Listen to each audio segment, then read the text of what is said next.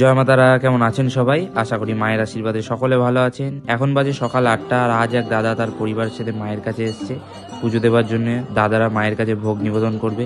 তো চলুন প্রথমে আমাদের মায়ের দর্শন করায়। আর এই হলো আমাদের জগৎ জননী আনন্দময়ী উগ্র তারা। মায়ের ভালোভাবে দর্শন করুন, নিজেদের কামনা বাসনা মায়ের কাছে জানান। আপনাদের কাছে এইটুকুই অনুরোধ করি, ভিডিওটা একটু আপনার পরিবারের সাথে শেয়ার করে দিন, যাতে তারাও মায়ের অপূর্ব রূপে দর্শন করতে পারে, নিজেদের কামনা বাসনা জানাতে পারে। তারপর দাদাদের পুজো হলো আর এখন বাজে দুপুর 1টা আর আমি এলাম মায়ের গর্ভগৃহের বাইরে মাকে ভোগ নিবেদন করবার জন্য। তারপর গেলাম মন্দিরের ভোগ ঘরে, সেখানে মায়ের ভোগের প্রস্তুতি প্রায়ই শেষের দিকে, সমস্তটা হয়ে গেছে। তারপর মায়ের কাছে দাদাদের ভোগ নিবেদন করে দাদাদের হাতে তাদের ভোগ তুলে দিলাম। আর দাদাদের দুটো থালার মধ্যে ভোগ রয়েছে, যেমনটা আপনারা দেখতে পাচ্ছেন। আর ভোগে রয়েছে মাছ, 5 রকম ভাজা, 2 রকম তরকারি, মিষ্টি, দই, পায়েস, সবকিছুই। তারপর দাদাদেরকে বসে খাওয়ানোর ব্যবস্থা করা হলো। আর এখন মায়ের প্রসাদ দাদার ফ্যামিলিকে পরিবেশন করা